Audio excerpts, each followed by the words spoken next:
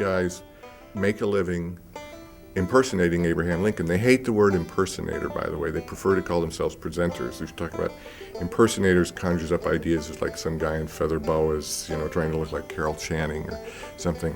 These guys are much more serious. Lincoln has become such a part of me that, I can become Lincoln in a moment. I like to think that I'm a much better man than I was before Lincoln came into my life. A very large number of them bear absolutely no resemblance to Abraham Lincoln whatsoever. I would try and say, Lincoln generally was kind of really tall and really skinny, and you're like really short and not so skinny at all.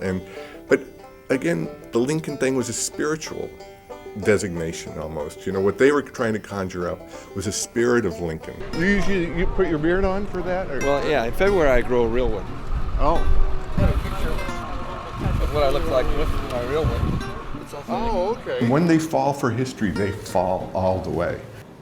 And to the point where they end up growing a beard and buying a weird hat and getting square-toed boots and trying to live it and become it.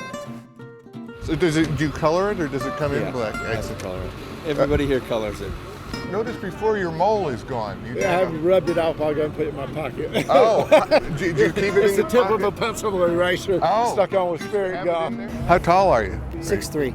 Oh, so you're just right about there. Yeah, he was 6'4", so yeah. When I had my back surgery, I said, can you put a spacer in, bump me up a little? And he's like, no, we can't do that. And when I have a beard or when I do this, a lot of times I'll have the presentation going on and I'll say to them, and now we've met Mr. Lincoln, and I'd like to introduce you to a friend of mine who's been studying me for about 40 years. I never knew him during my lifetime, but he seems to know quite a bit about me. And at that time, I'll take off my hat, take off the beard, and people go, oh my God, because they're completely shocked. Being an Abe is not a real lucrative job. Most of them say they like to get $200, $250 in appearance. But quite often, if you're just doing a ribbon cutting or you're just showing up at a parade, you can't get $50. So they end up living in their cars, they drive around, park in the parking lots of hotels, do sponge baths in the morning to get going. And again, it's part of the devotion that they have for him. Something about Lincoln has spoken to some part inside him that's very, very deep. And it's also tied in with their own feelings about the country. And loving Lincoln for them is a way of loving America. We spent part of the morning at the College Avenue Presbyterian Church here in Alton. A much younger man than the one in his 70s. Wonderful words.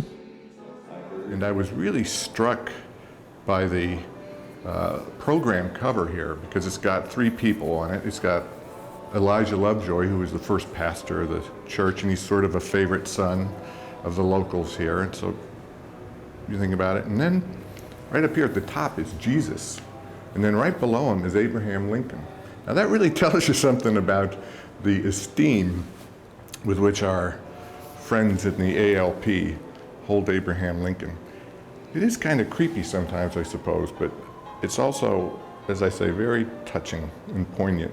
And I can see why these guys do a lot of good.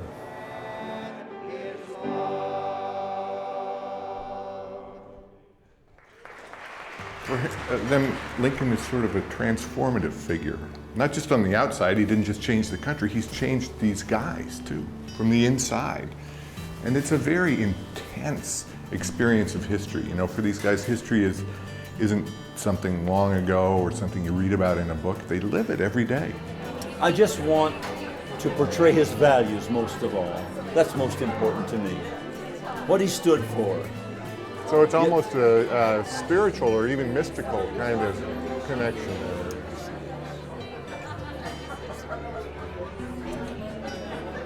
Yeah. We only needed one Lincoln. I'm not Abe, but if I can help portray to the people that I touch some of the values that he had, what he stood for, I will have done my duty, as I see it. I don't care how long I live. I will never get used to walking into a room with 50 guys staring at me who look exactly like Abraham Lincoln. But you know, I find the more time I spend with them, the strangeness and the weirdness of the whole thing kind of falls away. And what you're left with is something really much more poignant and touching, which is their passion and their patriotism and almost their missionary zeal to try and wake everybody up to the glories of Abraham Lincoln.